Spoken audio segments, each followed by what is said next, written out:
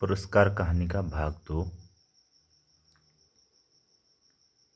रात्रि का उत्सव अब विश्राम ले रहा था। राजकुमार अरुण उसमें सम्मिलित नहीं हुआ। वह अपने विश्राम भवन में जागरण कर रहा था। आंखों में नींद न थी।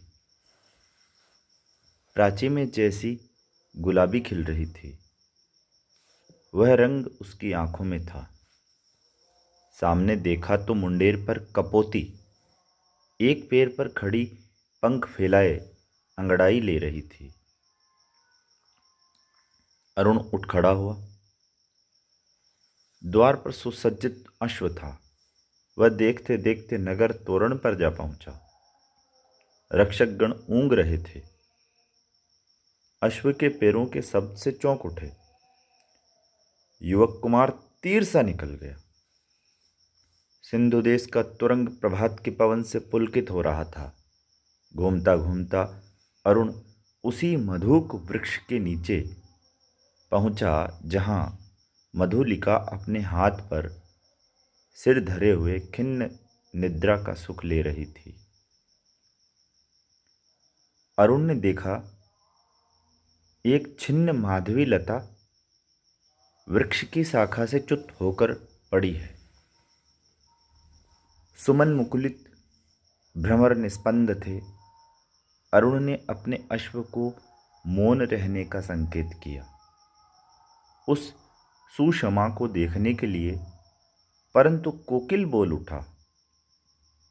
जैसे उसने अरुण से प्रश्न किया, छी, कुमारी के सोए हुए सौंदर्य पर दृष्टिपात करने वाले धृष्ट तुम कौन?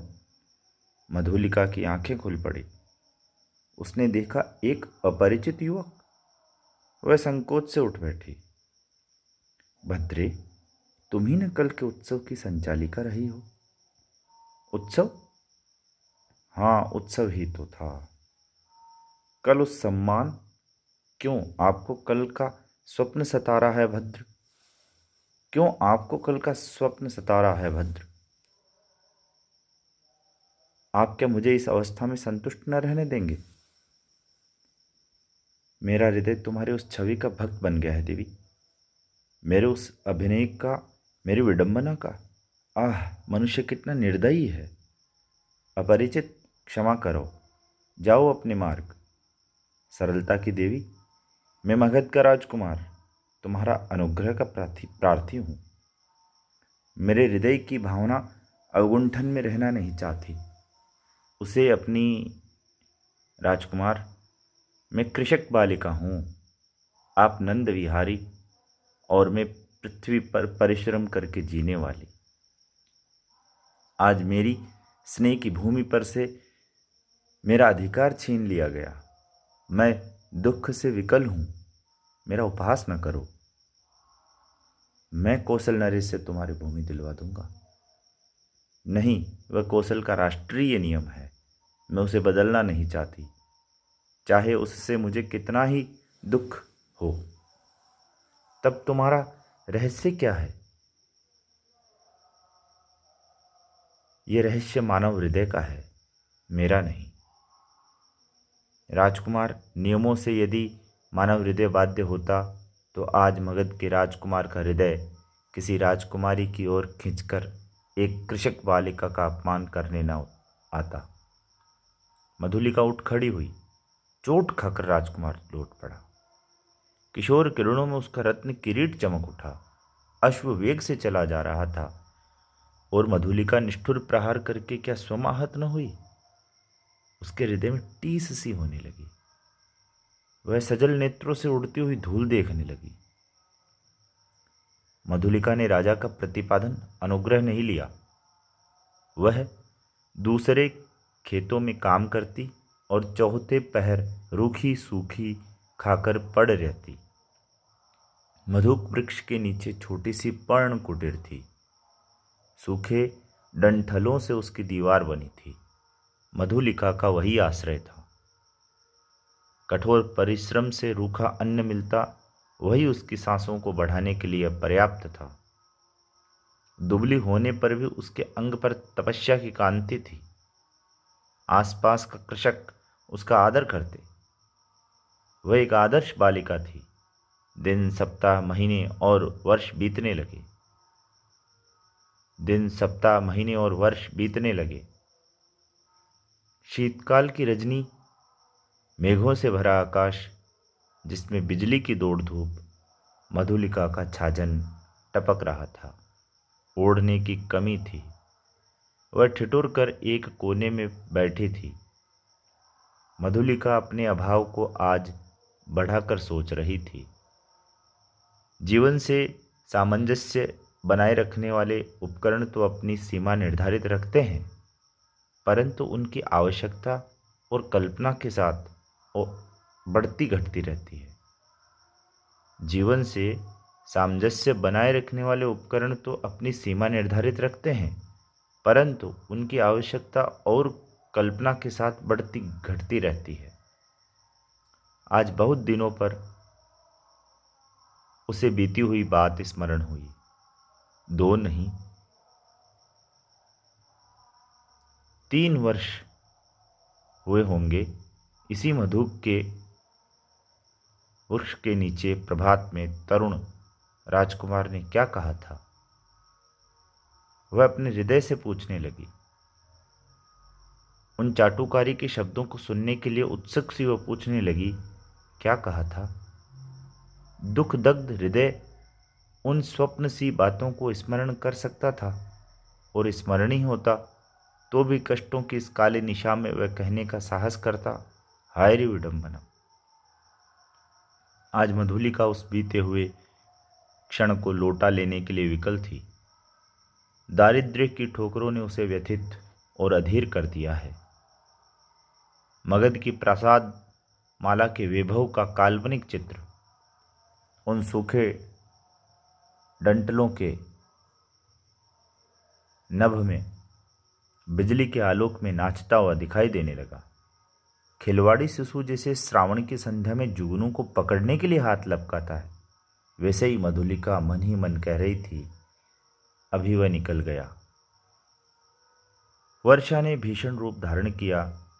गड़गड़ाहट बढ़ने लगी। ओले पड़ने की संभावना थी। मधुलिका अपनी जर्जर झोंपड़ी के लिए कांप उठी। सहसा बाहर कुछ शब्द हुआ। कौन है यहाँ? पथिक को आश्रय चाहिए। मधुलिका ने डंठलों का कपाट खोल दिया। बिजली चमक उठी। उसने देखा एक पुरुष घोड़े की डोर पकड़े खड़ा है।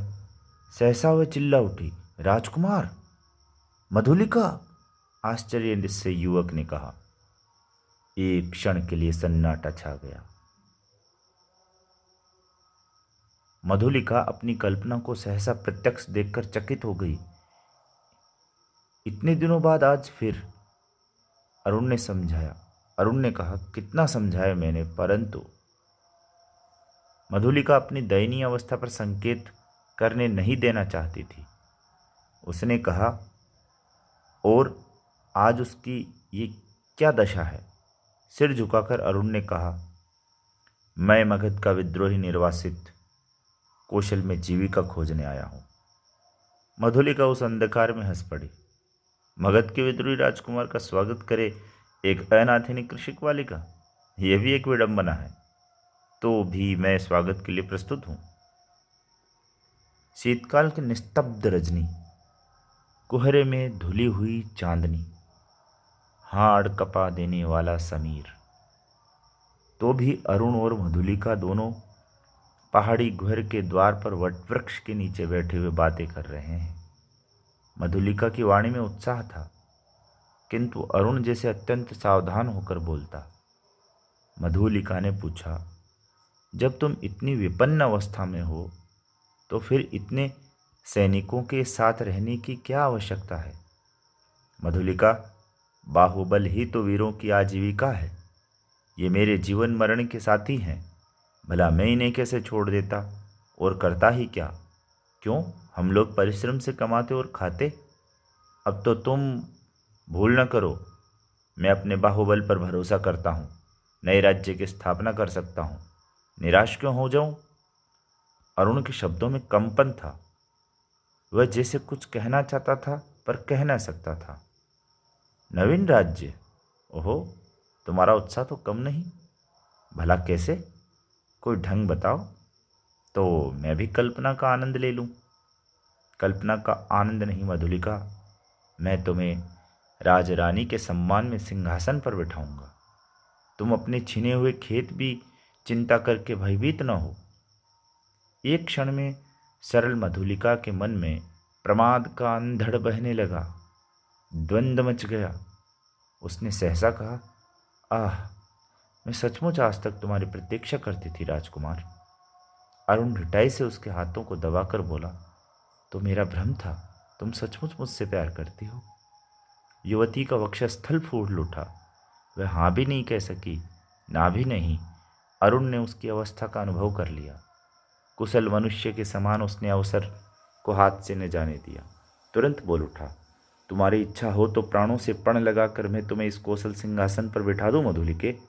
अरुण के खड़क का आतंक देखोगी। मधुलिका एक बार कांप उठी। वह कहना चाहती थी नहीं, किंतु उसके मुंह से निकला क्या? सत्य मधुलिका, कौशल नरेश तभी से तुम्हारे लिए चिंतित है, यह मैं जानता हूँ। तुम्हारी साधारण सी प्रार्थना वे अस्वीकार न करेंगे, और मुझे यह भी विदित है कि कौशल के सेनापति अधिकांश सैनिकों के साथ पहाड़ी दस्युओं का दमन करने के लिए बहुत दूर चले गए हैं। मधुलिका की आंखों के आगे बिजलियां हंसने लगी। दारुण भावना से उसका मस्तक विकृत हो उठा। अरुण ने कहा, तुम बोलती नहीं हो। जो कहोगे वह करूंगी, मंत्र मुग्ध सी मधुलिका ने कहा। स्वर्ण मंच पर कौशल नरेश अर्धनिद्रित अवस्था में आंखें मुकुलित किए हैं। एक चामर धारिणी युवती पीछे खड़ी अपनी कलाई बड़ी कुशलता से घुमा रही है। चामर के शुभ्र आंदोलन उस प्रकोष्ठ में धीरे धीरे संचालित हो रहे हैं। वाहिनी प्रतिमा के समान दूर खड़ी है। प्रतिहारी ने आकर कहा, जय हो देव, एक स्त्री कुछ प्रार्थना लेकर आई है। आंख खोलते हुए महाराज ने कहा, स्त्री प्रार्थना करने आई है? आने दो। प्रतिहारी के साथ मधुलिका आई। उसने प्रणाम किया। महाराज ने स्थिर दृष्टि से उसकी ओर देखा और कहा, तुम्हें कहाँ देखा है? तुम्हें कहीं देखा है? 3 बरस हुए देव, मेरी भूमि खेती के लिए ली गई थी। ओह, तो तुमने इतने दिन कष्ट में बिताए, आज उसका मूल्य मांगने आई हो? क्यों? अच्छा अच्छा, तुम्हें मिलेगा। प्रतिहारी, नहीं महाराज, मुझे मूल्य नहीं चाहिए। मूर्ख, फिर क्या चाहिए? उतनी ही भूमि, दुर्ग के दक्षिण नाले के समीप की जंगली भूमि, वहीं मैं अपनी खेती करूंगी। मुझे सहायक मिल गया, वह मनुष्यों से मेरी सहायता करेगा। भूमि को समतल भी बनाना होगा। महाराज ने कहा, कृषक बालिके, वह बड़ी उबड़ खाबड़ भूमि है, इस पर वह दुर्ग के समीप एक सैनिक महत्व रखती है। तो फिर निराश लौट जाऊं? सिंहमित्र की कन्या, मैं क्या करूं? तुम्हारी ये प्रार्थना, देव जैसी आज्ञा हो। जाओ, तुम श्रमजीवियों को उसमें लगाओ। मैं अमात्य को आज्ञा पत्र देने का आदेश करता हूं। जय हो देव। कहकर प्रणाम करती हुई मधुलिका राजमंदिर के बाहर आई। दुर्ग के दक्षिण भयावने नाले के तट पर घना जंगल है। आज मनुष्यों के पद संचार से शून्यता भंग हो रही थी। अरुण के छिपे हुए मनुष्य स्वतंत्रता से इधर उधर घूमते थे। झाड़ियों को काटकर पथ बन रहा था। नगर दूर था, फिर उधर यूं ही कोई नहीं आता था। फिर अब तो महाराज की आज्ञा से वहाँ मधुलिका का अच्छा खेत बन रहा था। तब इधर की किसको चिंता होती? एक घने कुंज में अरुण और मधुलिका एक दूसरे को हर्षित नेत्रों से देख रहे थे। संध्या हो चली थी। उस निविड़ वन में उन नवागत मनुष्यों को देखकर पक्षीगण अपनी नीड़ को लूटते हुए अधिक कोलाहल कर रहे थे। प्रसन्नता से अरुण की आंखें चमक उठी। सूर्य की अंतिम किरण झुरमुट में घुसकर मधुलिका के कपोलों से खेलने लगी। अरुण ने कहा, 4 प्रहर और विश्वास करो, प्रभात में ही इस जीर्ण कलेवर कौशल राष्ट्र की राजधानी श्रावस्ती में तुम्हारा अभिषेक होगा, और मैं और मगध से निर्वासित में एक स्वतंत्र राष्ट्र का अधिपति बनूंगा। मधुलिके, भयानक अरुण, तुम्हारा साहस देख के मैं चकित हो रही हूँ। केवल 100 सैनिकों से तुम रात के तीसरे प्रहर मेरी विजय यात्रा होगी। तो तुमको इस विजय पर विश्वास है? अवश्य। तुम अपनी झोंपड़ी में ही रात बिताओ, प्रभात से तो राजमंदिर ही तुम्हारा लीला निकेतन बनेगा। मधुलिका प्रसन्न थी, किंतु अरुण के लिए उसकी कल्याण कामना सशक्त थी। वह कभी कभी उद्विग्न सी होकर बालकों के समान प्रश्न कर बैठती। अरुण उसका समाधान देता। सहसा कोई संकेत पाकर उसने कहा, अच्छा, अंधकार अधिक हो गया, अभी तुम्हें दूर जाना है और मुझे भी प्राणपण से इस अभियान के प्रारंभिक कार्यों को अर्धरात्रि तक पूरा कर लेना चाहिए। तब रात्रि भर के लिए विदा मधुलिके। मधुलिका उठ खड़ी हुई। कंटिली झाड़ियों से उलझती हुई क्रम से बढ़ने वाले अंधकार में वह झोंपड़ी की ओर चली। पथ अंधकारमय था और मधुलिका का हृदय भी निविड़तम से घिरा था। उसका मन सहसा विचलित हो उठा। मधुरता नष्ट हो गई। जितनी सुख कल्पना थी वह जैसे अंधकार में विलीन होने लगी। वह भयभीत थी। पहला भय उसे अरुण के लिए उत्पन्न हुआ। यदि वह सफल न हुआ तो? पहला भय उसे अरुण के लिए उत्पन्न हुआ। यदि वह सफल न हुआ तो? फिर सहसा सोचने लगी, वह क्यों सफल हो? श्रावस्ती दुर्ग के एक विदेशी के अधिकार में क्यों चला जाए? मगध का चिरशत्रु हो उसकी विजय। कौशल नरेश ने क्या कहा था? सिंघमित्र की कन्या, सिंघमित्र कौशल का रक्षक वीर, उसी की कन्या आज क्या करने जा रही है? नहीं नहीं, मधुलिका, मधुलिका, जैसे उसके पिता उस अंधकार में पुकार रहे थे, वह पगली की तरह चिल्ला उठी, रास्ता भूल गई। रात एक पहर बीत चली, पर मधुलिका अपनी झोंपड़ी तक न पहुंची। वह उधेड़ बुन में विक्षिप्त सी चली जा रही थी। उसकी आंखों के सामने कभी सिंघमित्र और कभी अरुण की मूर्ति अंधकार में चित्रित होती जाती। उसे सामने आलोक दिखाई पड़ा। वह बीच पथ में खड़ी हो गई। प्राय 100 उल्काधारी अश्वारोही चले आ रहे थे और आगे आगे एक वीर अधेड़ सैनिक था। उसके बाएं हाथ में अश्व की वल्गा और दाहिने हाथ में नग्न खड़ग। अत्यंत धीरता से वह टुकड़ी अपने पथ पर चल रही थी, परंतु मधुलिका बीच पथ से हिली नहीं। प्रमुख सैनिक पास आ गया, पर मधुलिका अब भी नहीं उठी। सैनिक ने अश्व रोक कर कहा, कौन? कोई उत्तर नहीं मिला। तब तक दूसरे अश्वारोही ने कड़क कर कहा, तो कौन है स्त्री? कौशल के सेनापति को उत्तर शीघ्र दे। रमणी जैसे विकारग्रस्त स्वर में चिल्ला उठी, बांध लो मुझे, बांध लो, मेरी हत्या करो, मैंने अपराध ही ऐसा किया है। सेनापति हंस पड़े, बोले, पगली है? पगली नहीं, यदि वही होती तो इतनी विचार वेदना क्यों होती? सेनापति, मुझे बांध लो, राजा के पास ले चलो।